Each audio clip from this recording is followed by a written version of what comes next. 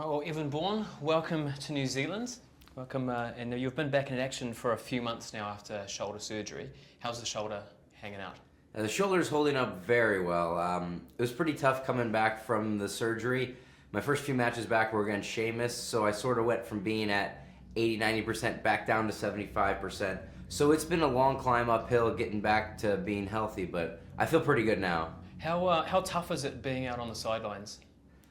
There's nothing worse than watching everybody else have the fun, and you just sit back at home watching Monday Night Raw every week, watching. You feel like everything's going past you, but and everything you've been working for might be slipping away. But once I came back, I felt right back in the swing of things, and now I'm really in the mix. You signed your development deal back in 2007. Who's the first person you called?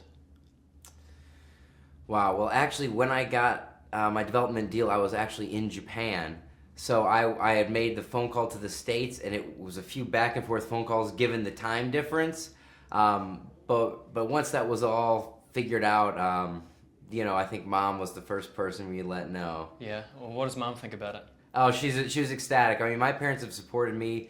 I began wrestling when I was 17 years old. I was just a kid in high school, and they never discouraged me. They always just said, well, as long as you don't get hurt, keep doing it. It's what I've loved. It's always what I've wanted to do.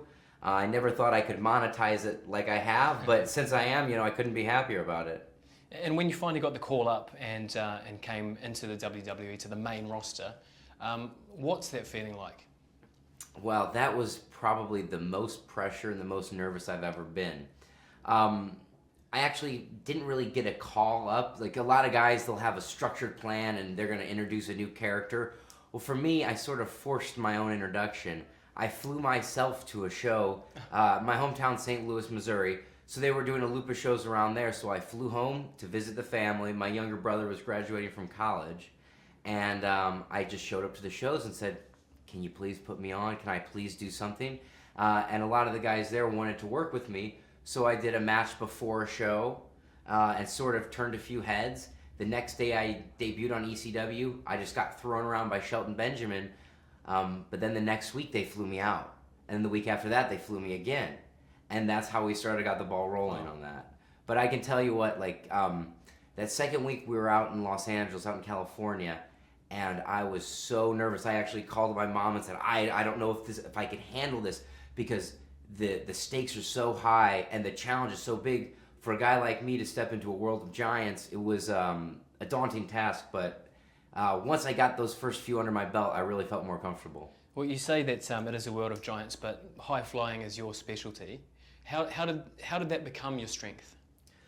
Well, I was always a fan of the high flying style. I always liked wrestlers like Dean Malenko, Rey Mysterio, and the luchadors from Mexico, Japanese style wrestling. But I always felt there was a niche for an American version of that, and I sort of patterned what I did out a combination between Mexican, Japanese, and American wrestling. And I knew that if I got in there with the right guys, that there was a niche for a high flyer in WWE. And speaking of the luchadors, you've worked with Sin Cara lately. How was that experience?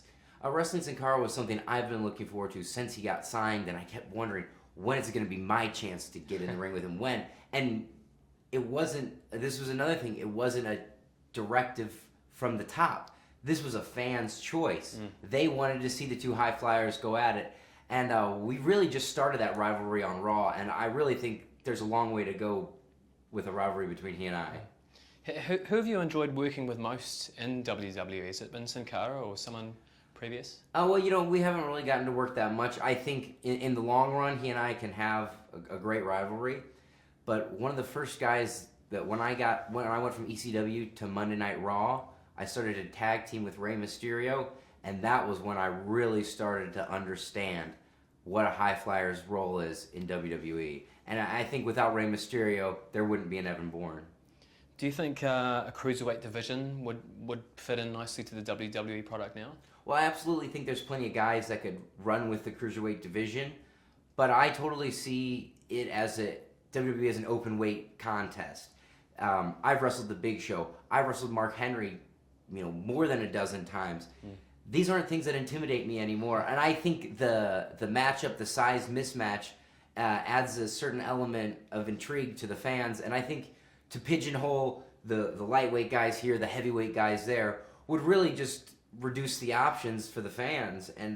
And so, while it would be great to become a cruiserweight champion, I would just as much love to become an Intercontinental champion, United States champion, and just like Rey Mysterio, follow in his footsteps and become a world heavyweight champion. How cool is it to be a character in a video game like SmackDown versus Raw? Well, I mean, you said it yourself.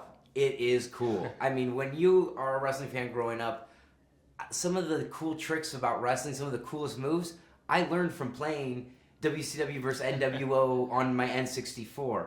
And I really think it makes you larger than life character when the fans can play as you at home. And sometimes if you're not on Monday Night Raw every week, if you're not at every pay-per-view, but you could be a fan's favorite wrestler on the video game. And they can learn to love you through that as well. And I think it's one of the most amazing parts about being a WWE superstar. And you always select Evan Bourne when you're playing? I would say most of the time, but not always. I mean, every once in a while you want to be the Undertaker and give somebody a tombstone pile driver. You know what I'm saying? It gives me that option to live in the fantasy world as well. Yeah. So WrestleMania, that's obviously the ultimate when it comes to what you do. If you could book next year's WrestleMania, your match, who would you be facing? What would the stipulation be? Well, WrestleMania is the penultimate WWE event. So to be even considered to be in it is amazing. I loved my match that was Money in the Bank, but I would love to get a one-on-one match. Really, there's such a variety of opponents. It's all the right time, the right place, the right guy. But I could see myself going up against a guy like CM Punk, who's just a major villain, who could really bring the crowd into a frenzy. And then, of course, I would love to go airborne on him at WrestleMania on the biggest stage of them all. What's been your most treasured memory so far in the WWE? I think, like I said, being in Money in the Bank at WrestleMania means a lot. But some of the coolest things that you can do with WWE is we go out and we connect with the communities as we go. I've given speeches at small schools, little high schools, and the ability to give back, to use the WWE and to use my popularity to actually contribute back is more meaningful than anything I've done in the ring. So, like, here you were a couple of years ago, a developmental talent hoping to get into the big show, and now you're a fully fledged WWE superstar. Is being a role model something that scares you or something that drives you? Is it something you even think about? It's definitely something you think about because there's a lot of young kids that look up to us. But also for me, I like to be a role model for aspiring wrestlers, for the guys that are in developmental right now. There's nothing I love more than sharing secrets of the trade with the guys coming up, letting them know that, this is the right path to take. There's a lot of mistakes that I've made wrestling. Like, I didn't have a great teacher when I started wrestling. There was no one showing me the way. So I really feel like if I can save guys from making the mistakes that I've made, maybe they're going to have longer careers, they're going to have great careers, and it's on me to usher in the new group of guys. So the Money in the Bank pay-per-view is coming up just in a couple of weeks' time. What can fans expect from that? Well, Money in the Bank is going to be special because it's in Chicago, Illinois. That's one of the cities where I cut my teeth in wrestling, and I feel I've grown a really strong grassroots fan base, which means they know what I'm capable of, and I have to exceed that expectation. So there's going to be a certain level of insanity, a extra higher level of risk-taking that's going to be going on, and really, I mean, who's going to climb a ladder faster than me?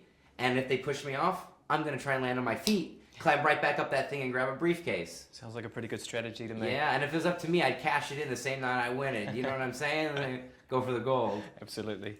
Look, just to finish off, Evan, we just want to get to know you. We've got a 10 quick questions here. Okay. Bit of a quick fire. Want to know, what's your favourite cheat food?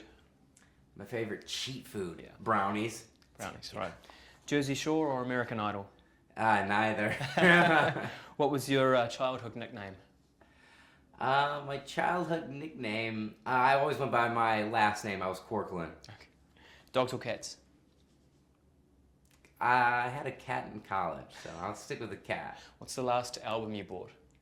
Black Keys Brothers. 3 items always in your refrigerator? Chicken, eggs, and Diet Coke. Ralph Macchio or Jaden Smith? Ralph Macchio. Raw or Nitro?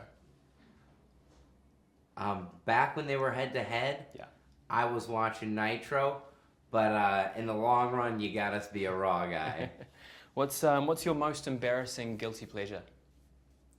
Gosh, well, some guys around here call me a bit of a nerd, whether it's reading up on future technologies or playing a little bit of golf. Like I have a little bit of side of me that's not just all big burly athlete. You know, I definitely can be caught reading a book here and there. And finally, complete this sentence. The best thing since sliced bread is... Sliced bread number 2. Of course. Well, Bourne, thank you very much for your time. Thank you. Enjoy your time in New Zealand. All right.